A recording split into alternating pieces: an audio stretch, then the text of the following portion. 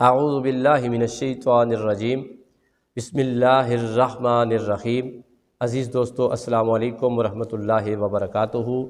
رب تعالیٰ آپ سب کو عزت والی، لذت والی اور اپنے فضل و کرم والی بے مثال زندگی عطا فرمائے۔ اللہ تعالیٰ آپ کے تمام دکھ، درد، تکلیف، الجھنیں، رکاوٹیں دور فرما کر آپ کے لیے آپ کے راستے آسان اور صاف فرمائے، آپ پر فضل و کرم فرمائے۔ اللہ تعالیٰ آپ سب سے راضی ہو، آمین۔ سجدہ سہو کورس کی دوسری کلاس کے ساتھ آپ کی خدمت میں حاضر ہے۔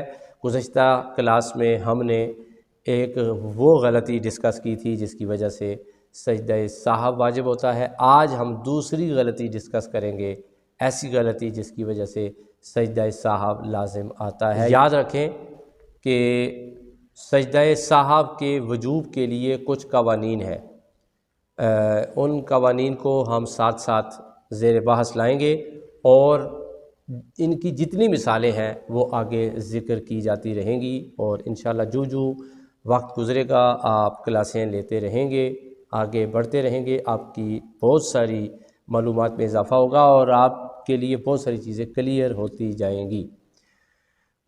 آج جو ہم قانون پڑھ رہے ہیں، گزشتہ ہم نے جو قانون پڑھا تھا وہ تھا کہ ترک واجب سے، یعنی واجب کے چھوٹ جانے سے سجدہ سہو واجب ہوتا ہے، اور آج ہم پڑھ رہے ہیں کہ تاخیر واجب سے سجدہ سہو واجب ہوتا ہے، یعنی واجب کے اندر تاخیر ہونے سے سجدہ سہو واجب ہو جاتا ہے۔ سوال یہاں پہ یہ پیدا ہو سکتا ہے کہ کتنی مقدار میں تاخیر ہو جائے، تاخیر کا دورانیہ کیا ہو جس کی وجہ سے ہم یہ سمجھ سکیں کہ سجدہ سہو ہم پر لازم ہو چکا ہے اور ہم نے سجدہ سہو کرنا ہے۔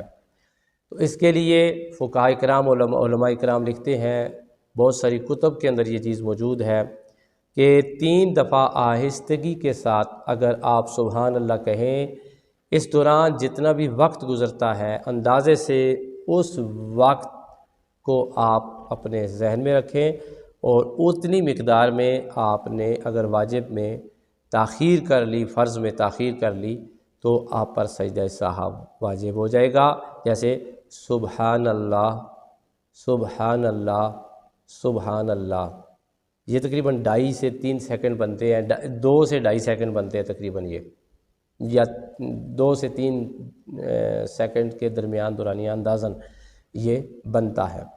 تو اس اتنے دورانیے میں آپ نے اگر وقفہ کر لیا، یا واجب میں تاخیر ہو گئی، یا فرض نماز کے اندر جتنے فرائض ہیں ان میں تاخیر ہو گئی، تو آپ پر سجدہ سہو لازم آئے گا۔ آج کی جو غلطی ہے جو ہم زیر بحث لائیں گے اور تفصیلات پڑھیں گے کہ وہ کون سی دوسری غلطی ہے جس کی وجہ سے ہم پر سجدہ سہو واجب ہوتا ہے۔ تو سن لیجئے کہ تاخیر واجب سے بھی سجدہ سہو واجب ہوتا ہے۔ اس کی مثال کیا ہے؟ مثال یہ ہے کہ ایک شخص نماز پڑھ رہا تھا اور نماز کے دوران اس نے دوسری رکعت کے بعد بیٹھ کر تشہد پڑھنی تھی، یعنی قاعدہ اولیٰ کرنا تھا، لیکن وہ بھول گیا اور بجائے بیٹھنے کے وہ سیدھا کھڑا ہونا چاہتا تھا، لیکن کھڑا ہوتے ہوتے اس کی کمر ابھی ٹھیک سیدھی نہیں ہوئی، وہ قیام کے بالکل قریب ہی نہیں ہوا بلکہ جھکا ہوا ہی تھا کہ اسے یاد آ گیا نہیں میں نے تو بیٹھنا تھا اور میں نے تشہد پڑھنی تھی، بیٹھ کر قاعدہ اولیٰ کرنا تھا جو کہ واجب ہے۔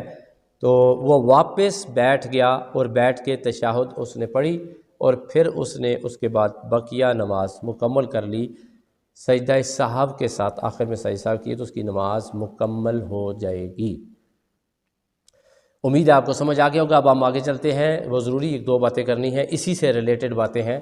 وہ یہ ہیں کہ اب سوال یہ ہے کہ ایک بندہ سیدھا کھڑا ہو جاتا ہے، سیدھا کھڑا ہو گیا، تو کیا وہ واپس لوٹ سکتا ہے؟ یہ تو ہم نے پہلے بیان کیا تھا نا کہ وہ سیدھا کھڑا نہیں ہوا، ٹھیک ہے، بلکہ اس کی کمر ابھی جھکی ہوئی تھی تو وہ واپس لوٹ گیا۔ آخر میں سجدہ سہو کیوں کرے گا؟ چونکہ دوسری رکعت کے بعد، یعنی درمیان والا، نماز کون سی تھی؟ 3 رکعت والی تھی یا 4 رکعت والی تھی؟